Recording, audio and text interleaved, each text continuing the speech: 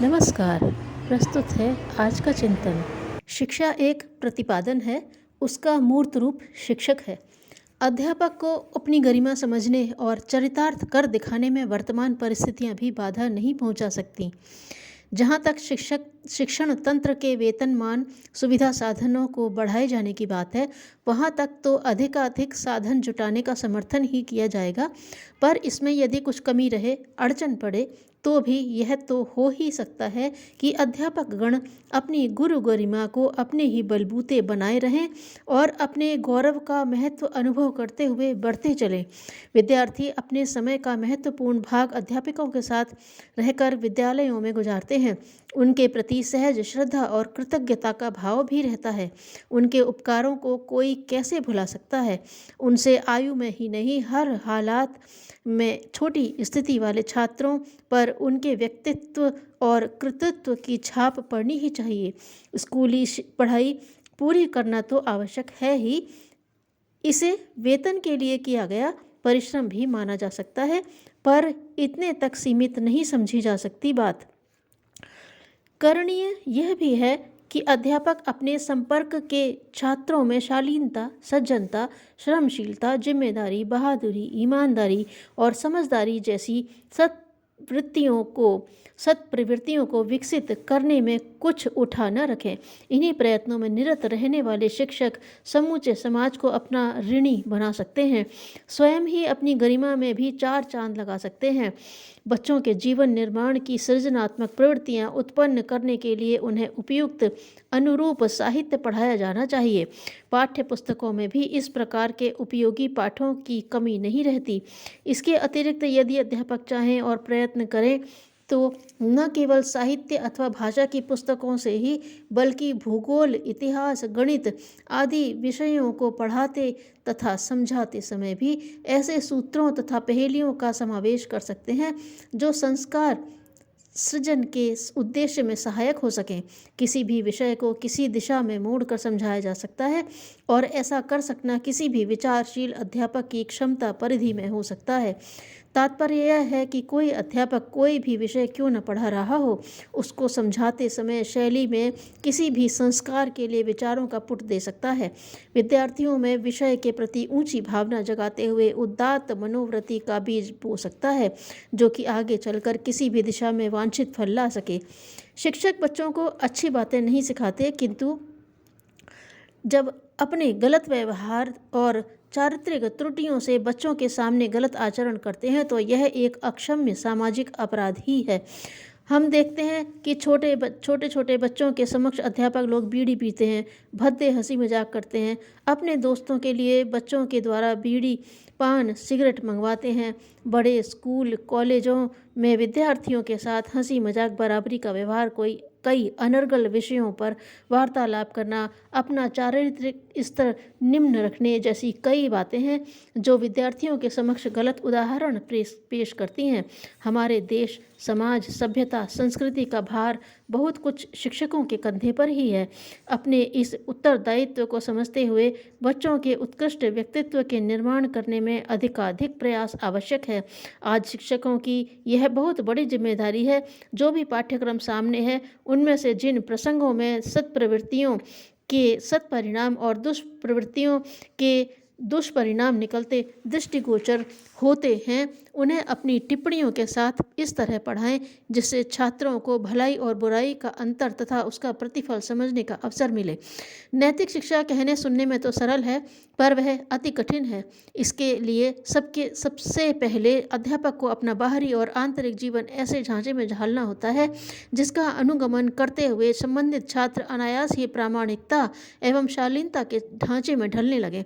वाणी से दिए जाने वाले मार्गदर्शन के साथ साथ उन्हें चरित्र द्वारा दिए जाने वाले शिक्षण की विद्या विकसित करनी होगी। इसमें घाटा कहीं भी नहीं है। छात्रों, अभिभावकों के श्रद्धा पात्र बनते ही शिक्षकों को वह उच्च स्तरीय सम्मान और सहयोग प्राप्त होने लगता है जिसके लिए बड़े बड़े नेता अधिकारी तरसते हैं। गुण, कर्म, स्वभाव का परिष्कार कर लेने पर व्यक्ति अपने लिए, परिवार के लिए, समाज के लिए उपयोगी सिद्ध हो सकता है। यह सब इस प्रकार समझाया जाना चाहिए जिसमें गहरे तर्क, प्रभावोत्पादक तथ्य और उन उदाहरणों की भरमार हो जिनमें आदर्श अपनाने पर मिलने वाले अनेकानेक लाभों का विस्तार पूर्वक वर्णन हो। साथ ही यह भी बताया जाए कि सद्गुणों की सत्प्रवृत्तियों की उपेक्षा अवहेलना करने पर व्यक्ति किस तरह अनगढ़ बना रहता है और पतनोन्मुख परिस्थितियों के दलदल में फिसल जाता है। वस्तुतः यह शिक्षा का प्राण है। वस्तुतः यही शिक्षा का प्राण है। सक्रिय विचार क्रांति की सफलता के लिए चुने जाने वाले वर्गों में से अध्यापकों से विश्वासपूर्ण अपेक्षा करने का विशेष कारण यह है कि अध्यापक वर्ग अपेक्षाकृत अधिक जागरूक, चिंतक, सृष्टा, संतोषी तथा उत्तरदायित्वपूर्ण होता है।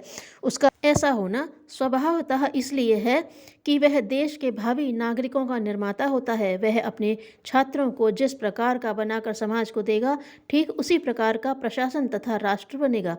अध्यापक महानुभावों से निवेदन है कि वे अपनी गरिमा को समझें। यदि अध्यापक स्वयं को एक शिक्षाकर्मी के रूप में, सरकारी सेवारत कर्मचारी के रूप में देखता है, तो इससे बड़ा दुर्भाग्य इस देश का कुछ हो नहीं सकता। हमें अपने स्वाभिमान की रक्षा करनी है, आत्मसम्मान की रक्षा करनी है, और यह तभी संभव है जब हम अपने दायित्व को समझें और उसके निर्वाह में कोताही न बरतें। शिक्षकों का दायित्व महान है। वह ऊंचे चिंतन, ऊंचे व्यक्तियों की भावनाओं द्वारा पूरा नहीं किया जा सकता। शिक्षक व्यक्तित्व निर्माण का ढांचा है। जैसा ढांचा होता है वैसे ही प्रतिरूप ढलते हैं। शिक्षक छात्र के लिए आदर्श हैं। वह उसका अनुकरण करता है। छात्र और सम्मान इसी शर्त पर प्राप्त होता चला जाता है। जहाँ कथनी और कन्नी भिन्न दिखाई देती है, वहीं श्रद्धा और सम्मान में कटौती होती चली जाती है, और फिर शिक्षक एक अभिनेता से अधिक और कुछ नहीं रह जाता। हमें अपने प्राचीन गौरव को समझना चाहिए, पर उसे खो देने के कारणों पर विचार कर अपने आप को बदलना चाहिए। एक शेर का बच्चा भूल से भेड़ियों के झुंड में चला गया। समय अंतर में वह यह भी भूल गया कि वह एक शेर का बच्चा है। जब एक शेर ने उसे उसकी शक्ति का आभास कराया तो वह बहुत पछताया। शासन और समाज शिक्षकों के लिए समुचित शिक्षण की व्यवस्था जुटाए, यह आवश्यक है। शिक्षकों के लिए एक सामान्य राष्ट्रीय स्तर का जीवन यापन करने की सुविधा उपलब्ध कराना भी शासन और समाज का दायित्व है। समुचित व्यवस्था के अभाव में शिक्षण की प्रक्रिया प्रभावित होती है। इसे प्राप्त करना शिक्षकों का अधिकार है। अधिकार प्राप्त करने का प्रयास करना तो उचित है, लेकिन उसके अभाव में अपने कर्तव्य को पूरा न करना एक जघन्य अपराध है। शिक्षक महान है, उसे अधिकार से अधिक कर्तव्य का ध्यान रखना है। अधिकार और कर्तव्य में से एक चुनना हो तो पहले कर्तव्य को चुनना है। परमात्मा ने जिस दायित्व को निभाने के लिए हमें चुना है, उसे हम कितना पूरा कर रहे हैं, इसका आत्मावलोकन हमें निरंतर करते रहना चाहिए।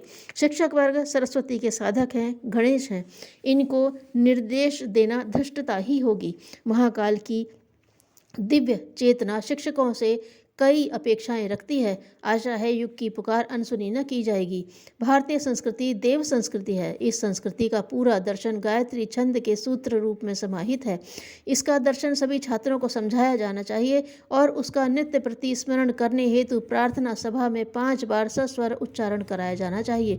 प्रत्येक विषय के शिक्षण के साथ अध्यापक नैतिक मूल्यों की शिक्षा भी दे सकते हैं। आत्म परिष्कार की साधना के सूत्र विषय शिक्षण के साथ जोड़े जा सकते हैं।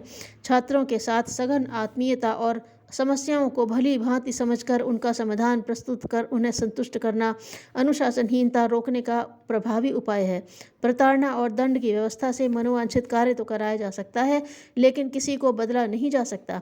शिक्षक का उच्च स्तरीय चरित्र, व्यक्तित्व एवं शिक्षण में ईमानदारी ऐसी विशेषताएं हैं जिनके द्वारा छात्रों को अपने अनुकूल ढालना आसान हो जाता है। ज्ञान दान महान दान है। शिक्षक केवल छात्रों को ही नहीं, उनके अभिभावकों को भी ज्ञान के आलोक से आलोकित कर सकता है। छात्रों के माध्यम से शिक्षक अच्छी पुस्तकें उनके अभिभावकों तक समय समय पर पहुंचाकर उन्हें भी स्वाध्याय परंपरा से जोड़ने का प्रयास करते रहें। इस प्रकार ज्ञान का आलोक घर घर पहुंचाकर राजकीय सेवा के साथ साथ महान पुण्य का भागीदार बनने का सौभाग्य भी मिलता है। शिक्षक छात्रों को पारिवारिक दायित्व का बोध कराएं, समाजनिष्ठ बने रहने की प्रेरणा दें, पड़ोसियों के साथ मधुर संबंध रखने की प्रेरणा दें, स्वार्थपरता की हानियों एवं परमार्थ में ही स्वार्थ के सूत्रों को हृदयंगम कराएं, स्वच्छता एवं स्वास्थ्य का महत्व समझाएं, विद्यार्थियों को जीवन जीने की कला के सूत्रों का ज्ञान कराएं, जिन कुरीतियों पर विजय पाना शासन, धर्माचार्य, पुलिस, अदालत एवं सामाजिक संगठनों के लिए असंभव है, उसे संभव बनाना शिक्षकों के लिए बड़ा आसान है। यदि वे अपने विषय के शिक्षण के साथ इन कुरीतियों से परिचित कराकर भविष्य में इनसे बचने की प्रेरणा दें, तो उनका प्रभाव छात्रों के जीवन पर पड़ेगा। महान कार्यों के प्रतिफल के रूप में समाज में सम्मान और आत्मसंतोष की उपलब्धियां अवश्य मिलती हैं। जिन छात्रों का सुलेख अच्छा है, उनको दीवारों पर प्रेरणा पद वाक्य लिखवाने चाहिए। इस प्रकार रास्ता चलते व्यक्तियों को सद्विचार देकर आप बहुत महत्वपूर्ण कार्य करा सकते हैं।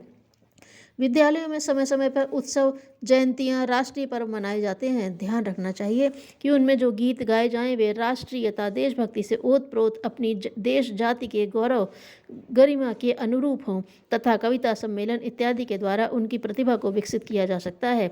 शिक्षकों के पास एक बहुत बड़ी शक्ति है, उसे उन्हें समझना चाहिए। यदि प्यार और आत्मीयता के व्यवहार से उन्होंने छात्र वर्ग को अपनी बात मनवाने के लिए तैयार कर लिया, तो समाज में कोई परिवर्तन कराना उनके लिए कठिन नहीं होगा।